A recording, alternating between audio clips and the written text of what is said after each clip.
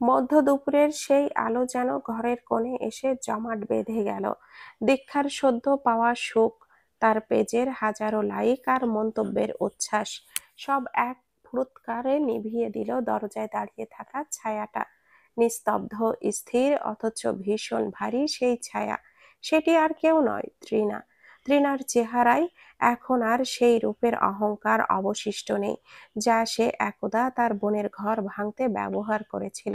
মুখটা ফোলা, কপালে আর চিবুকে কালচে আঘাতের দাগ, ঠোঁটের কোণে ফেটে শুকিয়ে আছে রক্তের রেখা। পরনের কামিজটার ভাঁজ আলগা, এলোমেলো, তাতে লেগে থাকা শুকনো কাদা মাটি স্পষ্ট জানান দিচ্ছে সে এক দীর্ঘ পথ হেঁটে এসেছে, অসম্মান আর প্রহারের চিহ্ন নিয়ে। তাকে দেখে মনে হচ্ছে না যে সে কোনো ঘর ছেড়ে এসেছে, মনে হচ্ছে সে কোনো রণক্ষেত্র থেকে প্রাণ নিয়ে পালিয়েছে। খালেদা বেগম ইয়া আল্লাহ বলে নিজের বুকে হাত চেপে ধরলেন। বকুল, কাজল আর শান্ত, যারা মিনিট খানেক আগেও হাসাহাসি করছিল, তারা পাথরের মূর্তির মতো জমে গেল। তাদের উৎসবের উঠোন মুহূর্তে পরিণত হলো এক শীতল নীরব বিচারালয়ে। দীক্ষা পাঁজরের কাছে এক তীব্র জ্বালা অনুভব করলো। এই সেই মেয়ে যার কাছে একদিন সে নিজের স্বামী আর সংসার তুলে দিয়েছিল, আজ সে কি নিয়ে এসেছে? আরো যন্ত্রণা, আরো অপমান।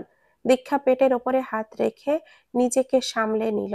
তার চোখে এখন আর জল আসার শক্তি নেই, আছে শুধু তীব্র ঘৃণার এক স্থির শিখা। সে হেলান ছেড়ে উঠে সোজা হয়ে দাঁড়ালো। তার গর্ভের ভার যেন তার মেরুদণ্ডকে আরো বেশি দৃঢ়তা দিল। তৃণা ধীরে ধীরে অতি সতর্ক পদক্ষেপে উঠোনে পা রাখল, যেন সে জানে তার পা ছোঁয়ায় এখানকার মাটিও অপবিত্র হয়ে যাবে। তার দৃষ্টিতে কোনো অনুশোচনা নেই, আছে শুধু তীব্র ক্রোধ আর নিজের করুণ পরিণতির জন্য অন্যকে দায়ী করার এক উদ্যত চেষ্টা। এক পা ভেতরে পড়েছে কি পড়েনি, তার আগে ধেয়ে এলো দীক্ষার উত্তাপ মিশ্রিত বাজখাই চিৎকার। দাঁড়া! তৃণা টালমাটাল হলো, থমকে দাঁড়ালো। ভুরু কুঁচকে দীক্ষার দিকে তাকাতেই আবারও শুনতে পেল সেই বাজখাই গলা, যা ইহ জীবনে কোনোদিনও সে শোনেনি আর না শোনার কল্পনাও করেছিল। দীক্ষা এগিয়ে এলো তরতর করে, একেবারে তৃণার মুখোমুখি। খবরদার, যদি এই বাড়িতে আর একটাও পা বাড়াস! তুই কে আমাকে ভেতরে যেতে না দেওয়ার? এটা তোর বাড়ি হলে আমারও বাড়ি, আমারও হক আছে। হক? কিসের হক? আর কেই বা তুই? তোকে এই বাড়িতে কেউ পরিবারের একজন ভাবে না এখন আর। এবং জেনে রাখ, মা তোকে সন্তান হিসাবে বহু আগেই ত্যাগ দিয়েছে। মা? তৃণা খালেদা বেগমের দিকে তাকালো। তিনি একটু দূরে দাঁড়িয়ে আছেন, কেমন দিশেহারা দৃষ্টিভঙ্গি। আজ বুঝতে পারছে সাইমা বেগম কত বড় পাথর চাপা দিয়েছেন তার হৃদয়ে। খালেদা বেগম তৃণার থেকে চোখটা ফিরিয়ে নিলেন। তার ভাবতেও কষ্ট হচ্ছে এই রকম একটি সন্তান কিনা তার পেট থেকে জন্মালো। ও খোদা, এত বড় দায়ে তুমি বাঁধলা আমারে! মনে মনে আওড়ালেন তিনি। খুব নিচু স্বরে জড়ানো গলায় বললেন, ওকে চলে যেতে বল দীক্ষা, আমার একটাই মেয়ে, একটাই। তারপর ক্লান্ত পায়ে এগিয়ে গেলেন নিজের ঘরের দিকে। কাজল তাকে ধরে নিল যাওয়ার পথে। হঠাৎ করেই শরীরটা ভীষণ কাঁপছে তার, দিন দুনিয়া ঘুরছে ভন ভন করে, গা ঘামছে। এটা কি স্ট্রোকের লক্ষণ? দীক্ষা বলল, শুনলি? এবার যা, বিদেয় হ। তোকে কেন, তোর ছায়াও যেন আমি কখনো আমার বাড়ির আশেপাশে না দেখি। আপা! তৃণার কণ্ঠস্বর ভেঙে এলো এবার। সে আশা করেনি নিজের মা তার সঙ্গে এত বড় বেইমানি করবে। বড় বোনের মমতায় ছোটটার প্রতি বিন্দুমাত্র করুণা হলো না। তৃণা একটা নিঃশ্বাস ফেলে। কোথায় যাবে সে? কই গিয়ে থাকবে? গত রাত থেকে যা যা হয়েছে, শেষে পররাষ্ট্র পুলিশ আসেনি আর শিশির হাতে পায়ে ধরে টাকা খাইয়ে বাড়িওয়ালাকে থামিয়েছে। কথা দিয়েছে আজকেই বাসা ছেড়ে দিবে সে, কিন্তু তৃণাকে নিয়ে আর এক দণ্ড বসবাস করবে না, কিছুতেই না। অপরদিকে জ্ঞান ফিরলে তৃণা জানিয়েছে সে শুধু তার বাড়িতে যেতে চায়, যেন তাকে নিয়ে যাওয়া হয়। শেষে ভোরের গাড়িতে করে তাকে রওনা করিয়েছে বাড়িওয়ালা আঙ্কেল, নিজের তাগিদে। সঙ্গে দিয়েছিল দারোয়ানকেও। সেই বয়স্ক বৃদ্ধ লোকও ঘুমন্ত তৃণার জায়গায় জায়গায় ছুঁয়েছে। তৃণা টের পেলেও প্রতিবাদ করতে পারেনি। এই শরীরটার প্রতি একটা ঘৃণা ধরে গেছে তার। যে যেভাবে পারছে ছুঁয়ে যাচ্ছে কেন? এটা তো পতিতা হয়ে গিয়েছে সে। বোকা তৃণা জানে না পুরুষ মানুষের চোখ সেই সব নারী সম্মানিত যারা নিজেদের সম্মান ধরে রাখতে জানে সর্বদা। নিজ ইচ্ছায় যে নিজের সম্মান বিলালো তাকে কেউই ভালো চোখে দেখবে না, বরং ফাঁক তালে সুযোগ খুঁজবে নিজেও একটু দলাই চটকাই করার জন্য। তৃণার ব্যাপারটা তাই হয়ে গেছে। এখানে ভ্যাবদা মেরে দাঁড়িয়ে থাকলে ভেতরে ঢুকতে দেওয়া হবে, এই চিন্তা বাদ দিয়ে বের হয় এক্ষুনি। তৃণা চোখ তুলে তাকালো। আমি কোথায় যাব আপা? যেখানে থাকার জন্য আমাকে বের করে দিয়েছিলি সেখানে গিয়ে থাকবি। ও আমাকে চায় না, ও তো তোমাকে চায়। দীক্ষা উঠোন ফাটিয়ে হাসলো। এত মজার কথা সে তার এহ জীবনে শোনেনি যেন। হাসতে হাসতে তার দুই চোখ বেয়ে গড়িয়ে পড়তে লাগলো অঝোর ধারার নোনা জল। একটু দয়া কর আমার উপর, বল তৃণা। কণ্ঠে আকুনি আকুতি নিয়ে মিশালো।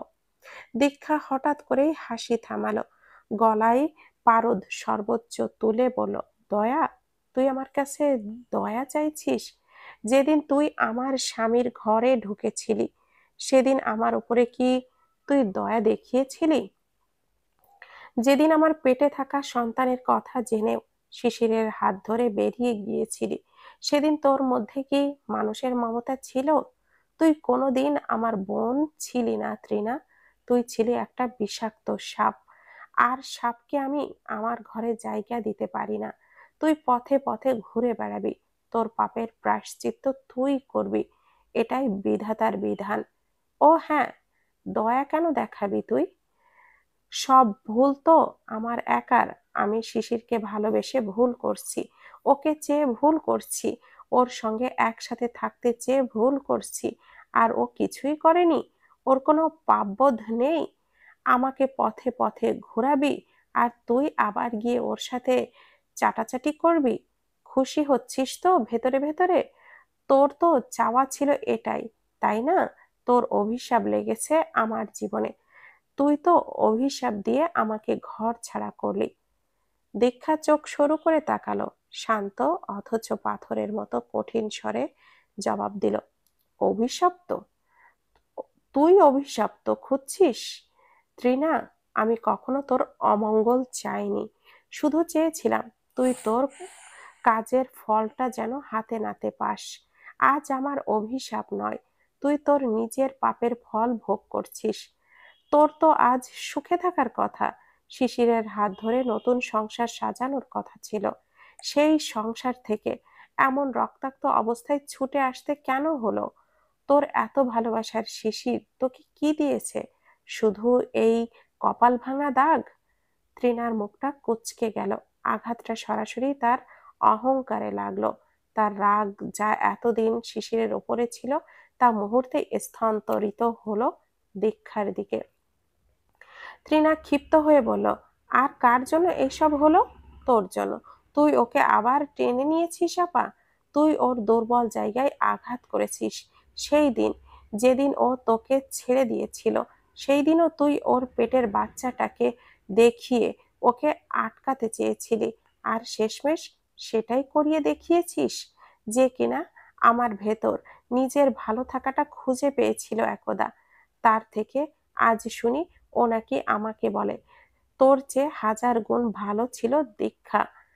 তুই একটা স্বার্থপর শালী। হাই, আমি নাকি স্বার্থপর? তৃণার এই কথাটা শুনে বকুল দীক্ষা দ্রুত পাশে এসে দাঁড়ালো। বকুল ফিসফিস করে বলল, আপা তুমি ভেতরে যাও, শরীর খারাপ হবে তোমার। দীক্ষা বকুলের দিকে না তাকিয়ে তৃণার দিকে তাকিয়ে রইল। তার চোখ এখন জ্বলন্ত কয়লার মতো। সে হাত তুলে বকুলকে থামিয়ে দিল। দীক্ষা দাঁতে দাঁত চেপে জবাব দিল, শোন, কান খুলে শোন। এই পেটের বোঝা দেখিয়ে আমি শিশিরকে চাইনি। শিশির আমার কাছে একটা নর্দমার কীট ছাড়া আর কিছুই নয়। আর তুই, তুই তো সেই কিটকেই নিজের মনে করে আগলে ধরেছিলি। তুই বলেছিস আমি ওকে টেনে নিয়েছি। তোর মতো নির্লজ্জ লোভী বোন থাকতে অন্য কোনো শত্রুর দরকার হয় না, ত্রিনা। যে ভালোবাসা আপন বোনের সাজানো সংসার, তার বিশ্বাস, তার সম্মান তছনছ করে শুরু হয়, সেই ভালোবাসাটা নয়, সেটা হলো নোংরা, জঘন্যতম স্বার্থপরতা। তুই ঘর ভাঙার সময় একবারও ভাবিসনি আজ সেই ভাঙা ঘরের কাছে তোর নিজের হাত পা কেটেছে কেন? তৃণার চোখ দিয়ে টপ টপ করে জল পড়তে শুরু করলো। সে এখন রাগে অপমানে কাঁপছে। দীক্ষা যেন তার জীবনের সব ভুল, সব পাপকে নগ্ন করে দিচ্ছে সবার সামনে। তৃণা চিৎকার করে উঠল। তার গলায় এখন কান্না আর হিংস্রতা মিশে একাকার। আমার স্বার্থ, আমার লোভ, তুই আমাকে কি দিবি তার হিসাব করিস? তুই তো একটা অকর্মণ্য। তুই তোর স্বামীকে সুখী করতে পারিসনি, তাই সে আমার কাছে এসেছিল। তোর ওই ঠান্ডা আবেগহীন জীবন ভালো লাগেনি তার। আমাকে বিয়ে করার কথা ছিল তার। আমাদের একটা নতুন জীবন হতো। তুই তোর ওই পেটের বোঝা দিয়ে ওকে বেঁধে ফেললি। তুই জানিস না ও আমাকে বিয়ে করতো যদি তুই ওর পিছু ছাড়তিস। দীক্ষা এবার আর নিজেকে সামলাতে পারল না। তার ভেতরের এতদিনের জমে থাকা অপমান, বিশ্বাসঘাতকতার যন্ত্রণা সব একসাথে ফেটে বেরোলো। চুপ কর, একটা মিথ্যা কথাও বলবি না। শিশির তোকে বিয়ে করতো না। তুই একটা ভুল ধারণার উপরে দাঁড়িয়ে আমাদের জীবনটা নষ্ট করেছিস। তোর কাছে সে এসেছিল কারণ সে আমাকে আঘাত করতে চেয়েছিল, আর তুই তার হাতে নিজেকে একটা অস্ত্র হিসাবে তুলে দিয়েছিস। তুই কি জানিস না, যে লোক নিজের সন্তানের মাকে গর্ভবতী অবস্থায় ছুঁড়ে ফেলে দিতে পারে, সে তোর মতো একটা বিশ্বাসঘাতক রক্ষিতাকে কখনোই নিজের বইয়ের মর্যাদা দেবে না। তোর মতো সস্তা জিনিসকে সে শুধু ব্যবহার করেছে। তুই তো ওর কাছে একটা রাতের ফ্ল্যাট ছাড়া আর কিছুই ছিলিস না। তুই তো ছোট থেকেই আমার সবকিছুতেই ভোগ দখল বসিয়েছিস।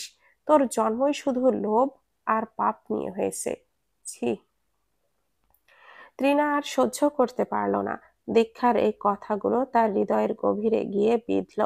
শিশিরের বলা সব অপমান, সব লাঞ্ছনা, সব যেন দীক্ষার মুখের সত্য হয়ে বেরিয়ে আসছে। তার ভেতরের ক্রোধ মাথা চাড়া দিয়ে উঠল।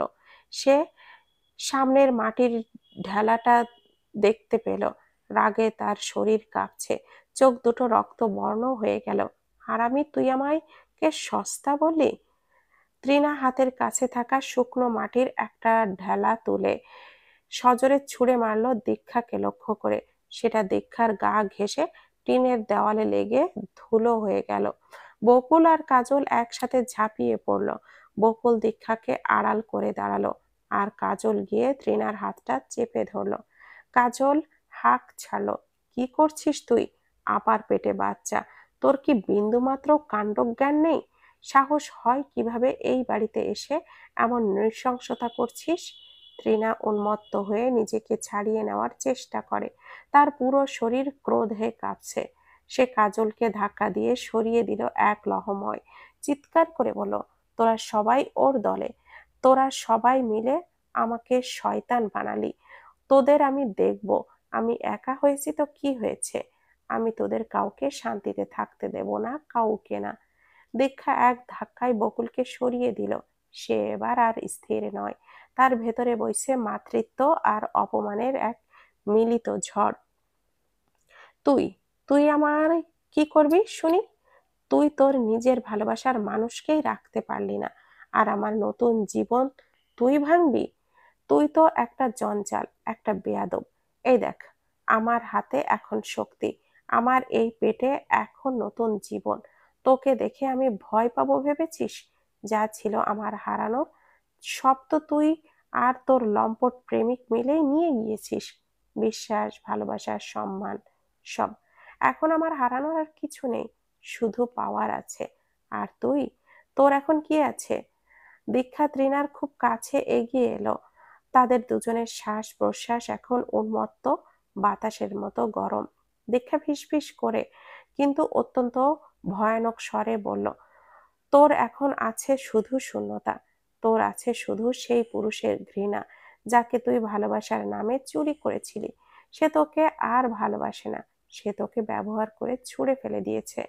তোর আর একটা ওর সম্পর্ক কোনোদিনও ভালোবাসার ছিল না তৃণা, সেটা ছিল কেবলই পঙ্কিত কাদা। তুই সেই কাদার ভেতরে ডুবে মরবি, আর আমি আমি আলোয় ফিরবো, আমার সন্তানকে নিয়ে অনেক দূরে যাব, যেখানে তোর মতো প্রতারকদের ছায়া কখনো পড়বে না। এইবার তৃণা সত্যি সত্যি ভেঙে পড়ল। দীক্ষার প্রতিটি কথা যেন সত্যের তীর হয়ে তাকে আঘাত করছে। সে সত্যের তীর হয়ে তাকে আঘাত করছে। সে হাঁটু গেড়ে মাটিতে বসে পড়ল। তার মুখের আঘাতের চেয়েও বুকের ভেতরের যন্ত্রণা এখন অনেক বেশি। সবাই মিলে আমার বিরুদ্ধে এত বড় ষড়যন্ত্র করলি। শিশির আমার সাথে, তুই আমার সাথে, মাও আমার সাথে। আজ আমার দুধ মিলে গেছে, আর আমি আটি ছিটকে পড়েছি রাস্তায়। কি চেয়েছিলাম আমি, কি এমন চেয়েছিলাম রে?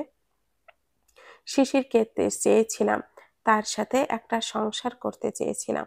মানছি তোদের মাঝখানে আমি আসছি, তাই বলে আমার অনুভূতি তো অসত্য না। সেগুলিতেও আবেগ ছিল, ভালোবাসা ছিল, স্বপ্ন, আশা, আকাঙ্ক্ষা, সব ছিল। সব। তুই তো তোর সন্তান পেয়েছিস, তাই না? আমাকে থাকতে দিতি না হয় ওর সঙ্গে? কেন ওকে আমার থেকে কাড়লি আপা, কেন? তৃণা বাঁধ ভাঙা নদীর ন্যায় হু হু করে কাঁদছে। সেই কান্না দেখে দীক্ষার হৃদয়ের কোথাও অদ্ভুত এক শান্তি অনুভব হচ্ছে। দুঃখের বদলে কি আশ্চর্য এক সময় যার চোখে একটি ফোঁটা জলও সহ্য হতো না তার, আজ সেই চোখ জোড়ায় বন্যা বয়ে গেলেও দীক্ষার কিছুই যায় আসে না, কিচ্ছু না। তার সমস্ত সহানুভূতি যেন শুকিয়ে কাঠ হয়ে গেছে। দীক্ষা শান্ত অথচ বিষ মেশানো কণ্ঠে বলল, অনুভূতি? তোর অনুভূতি ছিল? ছি, তোর সেই অনুভূতি আমার সংসারকে পুড়িয়ে ছারখার করে দিয়েছে। তুই বলছিস কেন আমি ওকে তোর থেকে কাড়লাম? আমার এই ফালতু প্রয়োজন তৃণা? যে মানুষ একবার নিজের সন্তান আর স্ত্রীকে ছুঁড়ে ফেলতে পারে, সে কোনোদিন কারোর আপন হতে পারে না। শিশিরকে আমি নেইনি, সে একটা আবর্জনা। আর আবর্জনা আমি আমার সন্তানের জীবনে আর রাখবো না। আর যদি তোর এই ধারণা হয় যে সে শুধু তোর জন্যই আমাকে ছেড়েছিল, তবে তুই এখনো বড্ড বোকা। শোন, পাপের বাপও আছে।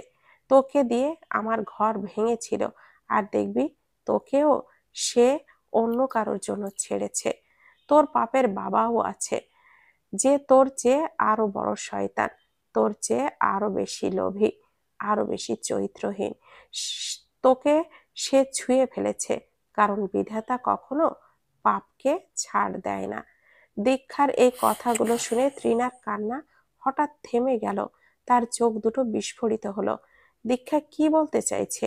শিশির কি তাকেও অন্য কারোর জন্য ত্যাগ করেছে? তৃণা ফোপাচ্ছে, চোখগুলো যেন রক্তবর্ণ। সে মাথা ঝাঁকালো, না না, ও আমাকে অন্য কারোর জন্য ছাড়েনি। ও শুধু তোর জন্য, তোর পেটেরই এই এই অভিশাপের জন্য আমাকে ছেড়েছে। দীক্ষা এবার আর কথা বলার প্রয়োজন বোধ করলো না। তার ভেতরে এখন কোনো ক্ষমতা নেই। এই মেয়েটা এখনো মিথ্যার মায়া জালে ডুবে আছে, নিজের অপরাধ বোধকে অস্বীকার করে যাচ্ছে। তার পাপের ফলটা সে শারীরিক কষ্টের থেকেও মানসিক যন্ত্রণা, সেটা বোঝানো দরকার। আর সেটা বোঝানোর জন্য শব্দ যথেষ্ট নয়। দীক্ষা এক লহমায় তৃণার খুব কাছে এগিয়ে গেল। মুহূর্তের মধ্যে তার হাতটা উঠে এলো। ঠাস।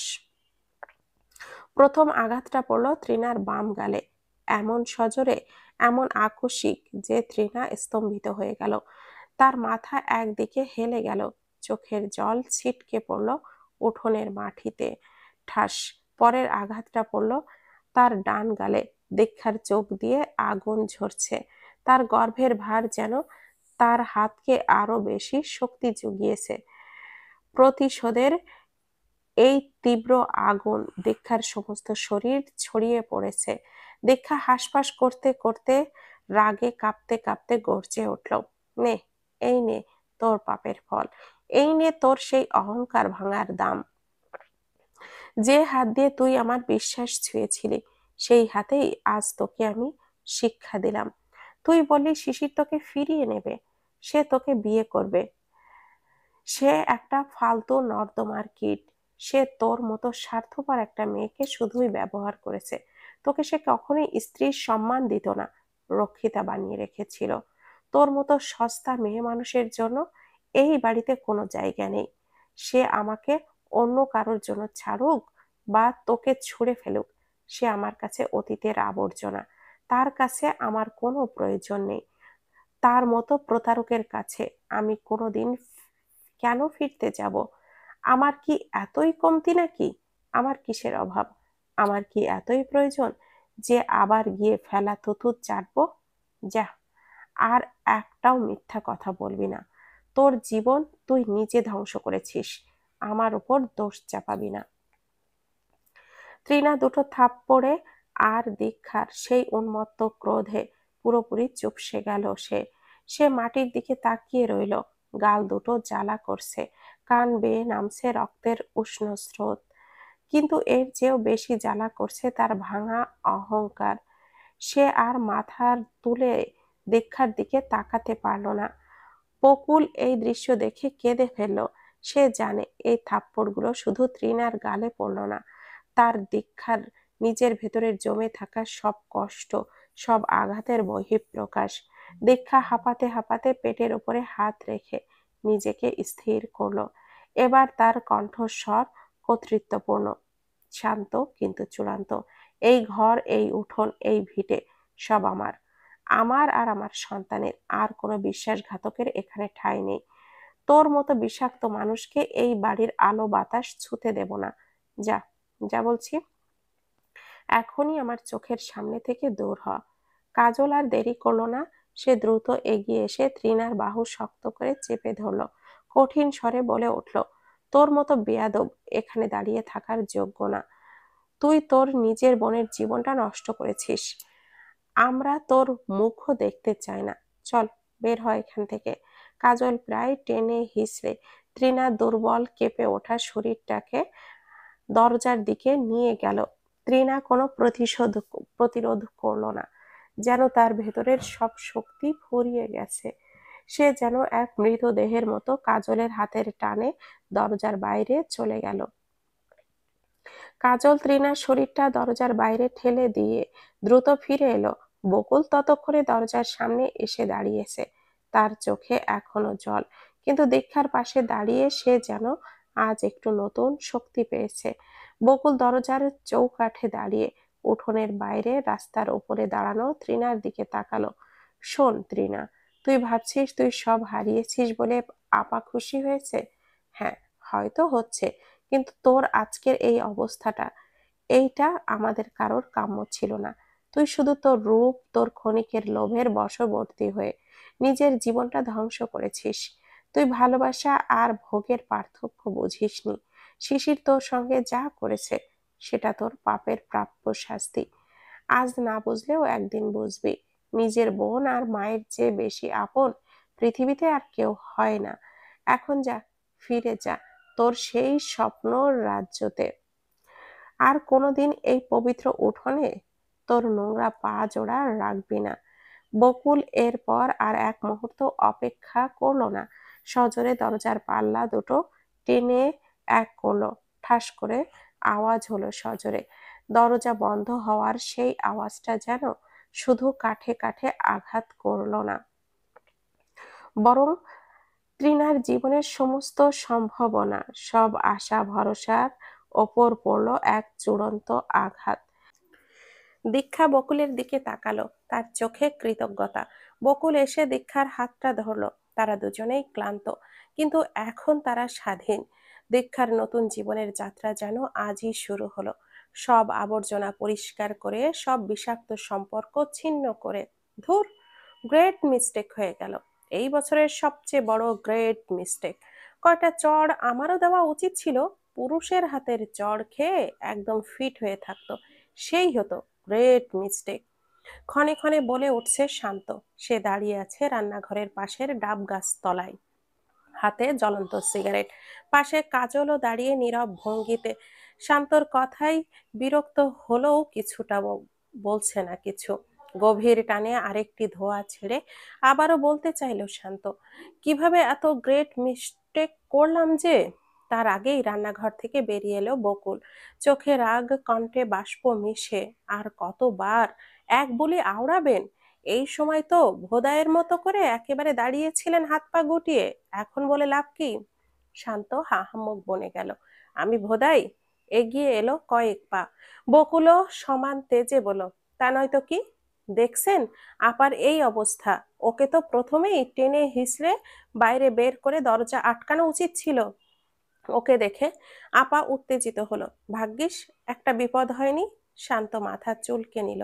ওই সময় পরিস্থিতি এত জটিল আর আকস্মিক ছিল যে বোধ বুদ্ধি সব হাওয়ায় মিলিয়ে গিয়েছিল। তার উপরে দীক্ষার এই রূপ তার কাছে একেবারেই নতুন। সবসময় মিষ্টভাষী, ভদ্র, নরম দীক্ষা যে এভাবে আগ্নেয়গিরির রূপ নিতে পারে তার স্বপ্নেও ভাবতে পারে না শান্ত। তার দিকে, তার কথার দিকেই যত মনোযোগ ছিল তার। বকুল বলল, তখন হাবার মতো দাঁড়িয়ে রয়েছেন আর গ্রেট মিস্টেক করছেন। এক কথা 100 বার শুনতে ভালো লাগে না। যান, বাড়িতে যান। তুই আমাকে তাড়িয়ে দিচ্ছিস? না, ভদ্র ভাষায় গেট আউট বলছি। আমি বুঝলাম না, তুই তো এমন ছিলি না রে বকুল। আমাকে যা তা বলিস, আবার তাড়াই দেস। হঠাৎ করে তোর হয়েছেটা কি? ভূত চাপছে মাথায়? তাই তো মনে হচ্ছে রে। কিন্তু ভূত না, পেতনি। পেতনির মতোই ব্যবহার। বকুল কিং কর্তব্য বিমূঢ় হয়ে তাকালো। আমি পেতনি? আমার ব্যবহার পেতনির মতো? শান্ত মাথা ঝাঁকালো, যেন ভীষণ বড় সত্য একটা কথা বলে ফেলেছে সে।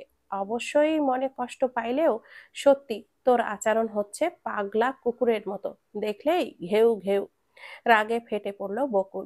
বড় আপার সামনে কি সুন্দর গোলে গোলে কথা বলতে পারে, আর বকুলের সামনে তেজ। তোর তেজের আমি ডট ডট ডট। বকুল চোখ রাঙালো। আমি পাগল কুত্তা তো ঠিক আছে, পাগল কুত্তারে যাকে তাকে কামড় দেয়, জানেন তো, ভাগেন তার আগেই। শান্ত কাজলের দিকে ভুরু কুঁচকে তাকালো। তোর বোনের মাথার স্ক্রু ঢিল হয়ে গেছে রে, টাইট দিস। না পারলে আমাকে ডাকিস, আমি শান্ত। মানুষের ঘরের আমার পা ফেলার জন্য কত ধরাধরি, আকুতি মিনতি করা হয়, সেই আমাকে কিনা তোর বোন গেট আউট বলে? দেখি কোন শান্ত আসে এখানে, দেখি আমি।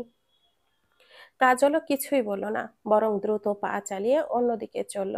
ঘরের অশান্তিতেই ভালো লাগছে না, আবার এই অশান্তি। বকুলও মশা তাড়াবার মতো ভঙ্গি করে বলল, আরে যান, সকাল হতে না হতেই মুখটা নিয়ে আবার ছুটে আসবেন। জানাই আছে, যান তো যান, আর জ্বালা দিয়েন না। আমি জ্বালা দেই? আমি মুখ উঠায়ে চলে আসি। আচ্ছা। শান্ত এত রাগ লাগলো, ডাব গাছে ধরাম করে ঘুষি দিল। যাওয়ার সময় গাঁদা ফুলের চারা পায়ে পিষল। দরজা খুলে বেরিয়ে ঠাস করে দরজাটা আটকে দিল এত জোরে, বকুলও কেঁপে উঠল সেই শব্দে। দীক্ষার বাড়ির কপাট বন্ধ হওয়ার শব্দটা কেবল কাঠের শব্দ ছিল না, সেটি ছিল তৃণার জীবনের ওপর পড়া এক চূড়ান্ত সিলমোহর। মাটির দিকে মাথা নত করে সে কিছুক্ষণ স্তব্ধ হয়ে দাঁড়িয়ে রইল। তার গাল দুটো জ্বলছে, তার চেয়ে বেশি জ্বলছে তার ভেতরের জমে থাকা অহংকার। তার মা, তার বোন, কেউ তাকে জায়গা দিল না। যাকে ভালোবাসার নামে কেড়ে নিয়েছিল, সেই শিশির তাকে শারীরিক নির্যাতন করে ছুঁড়ে ফেলে দিয়েছে। আর এখন সে কোথায় যাবে? পথের ধারে এক ভাঙা বেঞ্চে সে ধপ করে বসে পড়ল। তার কাছে টাকা বলতে আছে মাত্র 1000 টাকা। একটা নোট বাড়িওয়ালা দারোয়ান মারফত শিশির করুণা করে তাকে দিয়েছিল। ওই টাকার উপরেই এখন তার পুরো অস্তিত্ব নির্ভর করছে। এই টাকা দিয়ে সে কোথায় যাবে? তার থাকার জায়গা নেই, খাওয়ার সংস্থান নেই। তার নিজের ভুলে, নিজের স্বার্থপরতার আগুনে সে নিজেকেই পুড়িয়ে ছাই করে ফেলেছে। হঠাৎই তৃণার মনে একটা জেদ চেপে বসলো। না, সে হার মানবে না। সে বিশ্বাস করে শিশিরকে সে বোঝাতে পারবে তার ভালোবাসা মিথ্যা ছিল না। শিশির তাকে ছেড়ে যায়নি, সে শুধু সাময়িক রাগে অন্ধ হয়ে গেছে। দীক্ষা যা বলেছে তা শুধু হিংসা থেকে। শিশির নিশ্চয় তাকে অন্য কোনো কারোর জন্য ত্যাগ করেনি। আমি ঢাকায় ফিরবো, মনে মনে প্রতিজ্ঞা করলো তৃণা। যে করেই হোক শিশিরকে খুঁজে বের করব। তাকে বোঝাবো আমার জীবনের ভুল শুধু তাকে ভালোবেসে ফেলার ভুল। সে আমাকে ভালোবাসে আমি জানি, তাকে ছাড়া আমার এক মুহূর্ত আর কেউ নেই।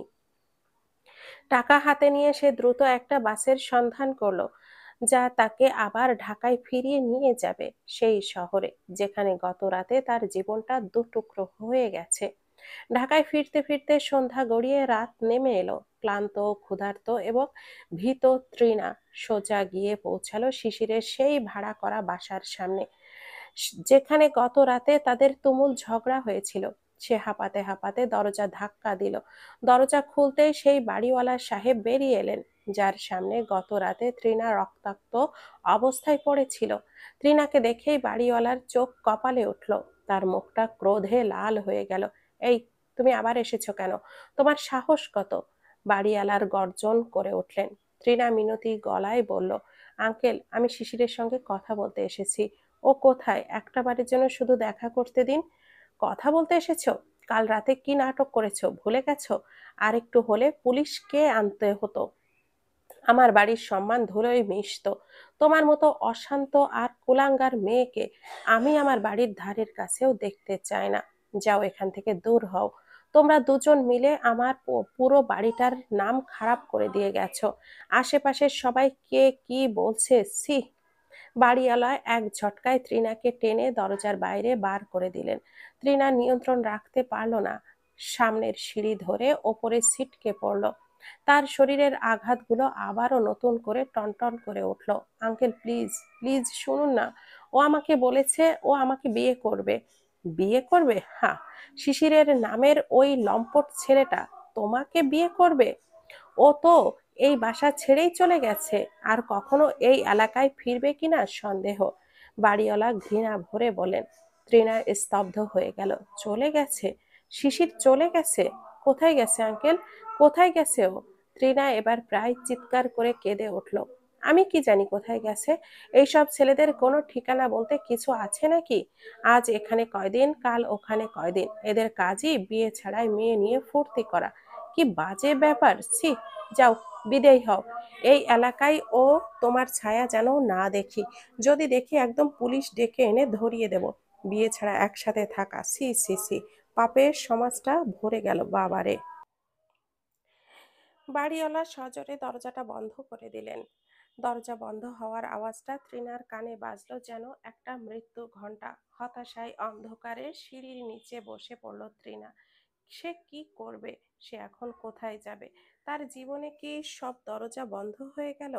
এই সময় অন্ধকারে এক পরিচিত কণ্ঠস্বর শুনতে পেল সে। ওহ, বাহ! কে ইনি? আমাদের ছোট ম্যাডাম না? এখনো রাস্তায় বসে আছেন? কি ব্যাপার? আপনার বাবু কি নতুন শিকার খুঁজতে বেরিয়ে গেছেন? টেনে টেনে ব্যঙ্গ করে বলল হাসিব। শুদ্ধ স্বরে তৃণা মুখ তুলে তাকালেন, দেখল নীরবে, প্রত্যুত্তর নেই। হাসিব টিটকিরির স্বরে বললেন আবারও, তা আপনার বাবু আপনাকে নিয়ে যায় নাই কেন? ফালাই গেছে কেন? আমাদের জন্য নাকি? আমরা তো ছুঁয়েও দেখব না। বাবা রে বাবা, ছুতে গেলে আবার ফোসকা পড়ে নাকি আপনার? বিয়ে ছাড়া এক ঘরে থাকতে পাপ নেই, আমরা ছুঁয়ে দেখতে গেলেই পাপ। বিশ্রী হেসে বলল, একটা পতিতা কিনা সতীত্বের কথা বলে, হায়। তৃণা কোনো উত্তর দিতে পারল না। তার মাথা নত হয়ে গেল লজ্জায়। সমাজের চোখে সে কত নিচে নেমে গেছে। হাসিবের এই কথাগুলো সেই নির্মম সত্যটা মনে করিয়ে দিল।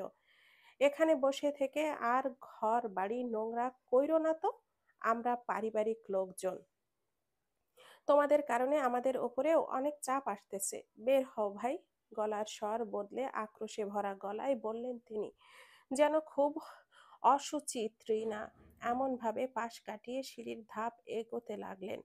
তৃণা উঠে দাঁড়ালো, কাঁপা কাঁপা গলায় জিজ্ঞেস করলো, হাসিব ভাই, উনি উনি কোথায় গেছেন জানেন?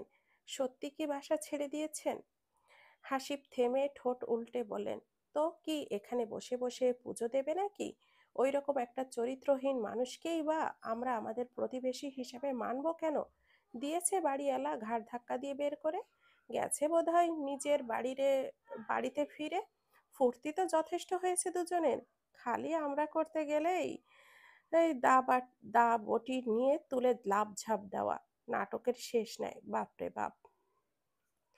শিশির তার বাড়িতে ফিরে গেছে, এই খবরটা তৃণার মাথায় যেন বিদ্যুৎ হানল। দীক্ষা মিথ্যে বলেনি, শিশির তাকে সত্যি সত্যি ছুঁড়ে ফেলে দিয়েছে।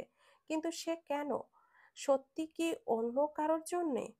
নাকি দীক্ষা মিথ্যা সান্ত্বনা দিয়েছে?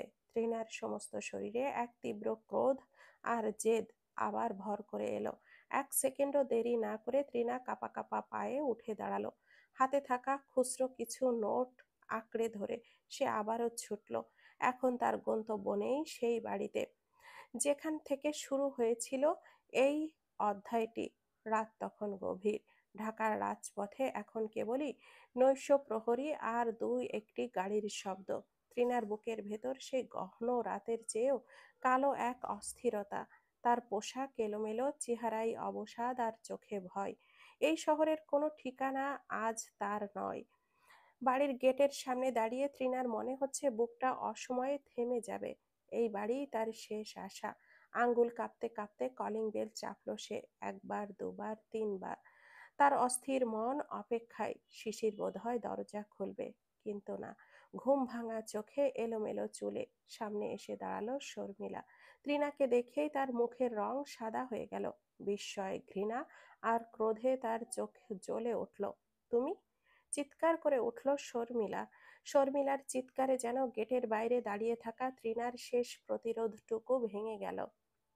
সে শর্মিলাকে এক প্রকার ঠেলে ভেতরে ঢুকে পড়ল, পাগলের মতো বলতে লাগলো, শিশির কই? শিশির কই? ও কোথায়?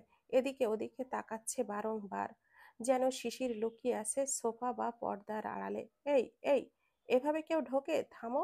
শর্মিলা তাকে থামানোর চেষ্টা করলো, কিন্তু তৃণা ততক্ষণে দৌড়ে ড্রয়িং রুমে ঢুকে গেছে।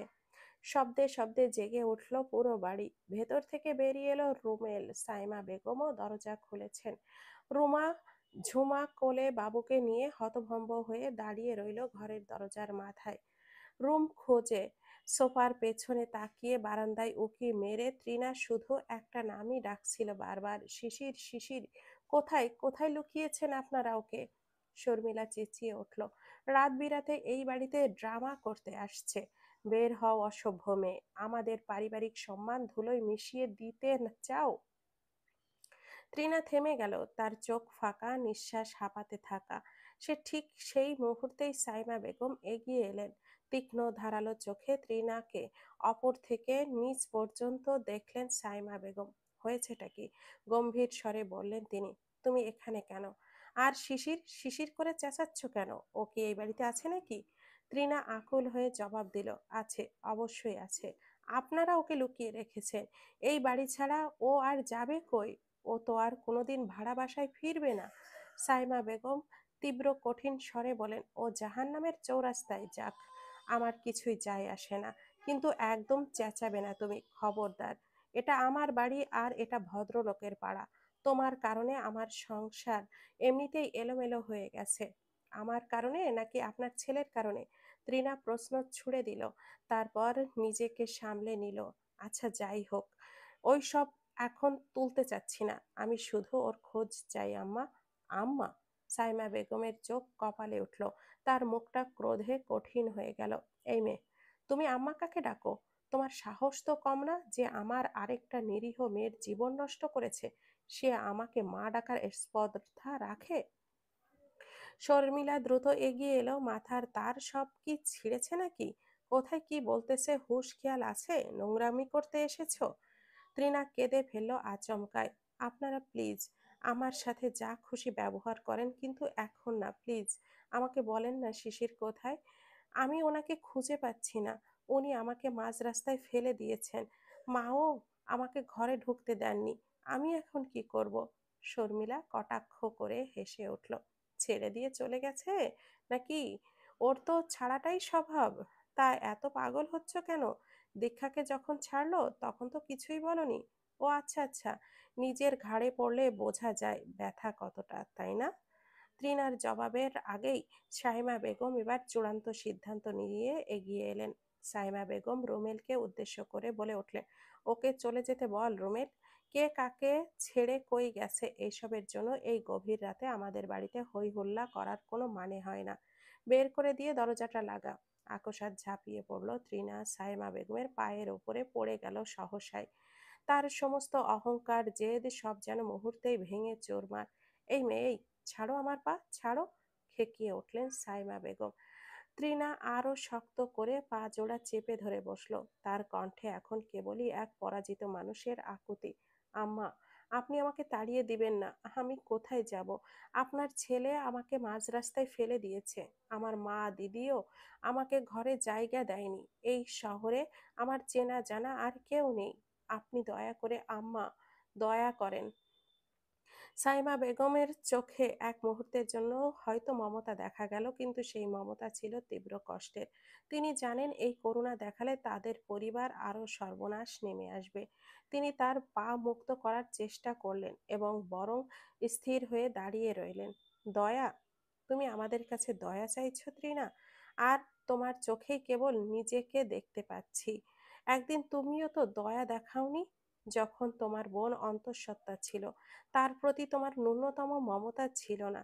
যে মানুষ নিজের বোনের সর্বনাশ করে, যে মানুষ একটা কোমল প্রাণকে ভুলে অন্য পুরুষের হাত ধরে, সে অন্যের কাছে কিসের দয়া আশা করে? তিনি একটা দীর্ঘশ্বাস ফেললেন। আমি দয়া তার উপরেই করিনি, যে আমার পেটের সন্তান, আমার ছেলে শিশির।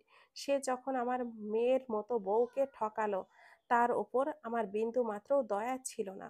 তোমার মতো অন্যায়কারীর ওপর আমার কোনো দয়া হয় না। এটা তোমার কর্মফল।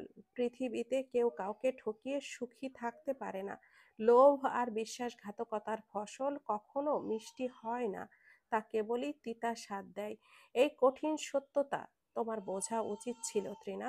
তোমাকে আজ যে কষ্ট সহ্য করতে হচ্ছে, এটা তারই প্রতিদান। আমি তোমার আম্মা নই, আর আমার এই বাড়িতে তোমার কোনো ঠাঁই নেই। সাইমা বেগম এবার রুক্ষভাবে তার পা ছাড়িয়ে নিলেন। তিনি রুমেলের দিকে কঠোর দৃষ্টিতে তাকিয়ে নির্দেশ দিলেন, রুমেল, আর এক মুহূর্তও না। এই অশুভ মেয়েটাকে টেনে বাইরে বের করে দাও, দরজাটা বন্ধ করো। রুমেল এগিয়ে এলেন, তার চোখেও ঘৃণা স্পষ্ট। তিনি তৃণার বাহু শক্ত করে চেপে ধরলেন। ওঠ, চল বাইরে। রুমেল এক ঝটকায় তৃণাকে টেনে দাঁড় করিয়ে দিলেন। তৃণা এবার রুমেলের সঙ্গে ধস্তাধস্তি শুরু করলো। না না, আমাকে বের করে দেবেন না। আমাকে শিশিরের খোঁজ দিন। আমি যাব না, আমাকে থাকতে দিন। তার কান্না আর চিৎকারে বাড়িটা কেঁপে উঠল। রুমেল তাকে টেনে হিঁচড়ে গেটের দিকে নিয়ে চলেলেন। তৃণা ক্রমাগত কাঁদতে থাকলো। শর্মিলাও এবার নিজেকে সংযত রাখতে পারল না। শর্মিলা গেটের কাছে এগিয়ে এসে তৃণার পিঠে সজোরে ধাক্কা দিল। যাও, বের হও, যাও, বের হও, বজ্জাত মেয়ে! নারী জাতির কলঙ্ক জানি কোথাকার! বলেছিলাম না দুজনের পরিণাম কি হবে, মনে আছে? শিশির ভিক্ষার থালা হাতে নেবে নাকি জানি না, তবে তুমি রাতের রানী হয়ে যাও। এত টাকা পয়সা পাবে, তোমার লোভের কুয়া ভরে যাবে তাতে। যত সব বাজারি মেয়ে লোক! সেই ধাক্কায় তৃণা গেটের বাইরে অন্ধকারে ছিটকে পড়ল। রুমেল আর শর্মিলাও দ্রুত গেটটা বন্ধ করে দিল। ভেতরে কঠিন তালাটা পড়ে যাওয়ার শব্দে তৃণা বুঝল তার জীবনের শেষ আশ্রয়ও আজ হাতছাড়া হলো।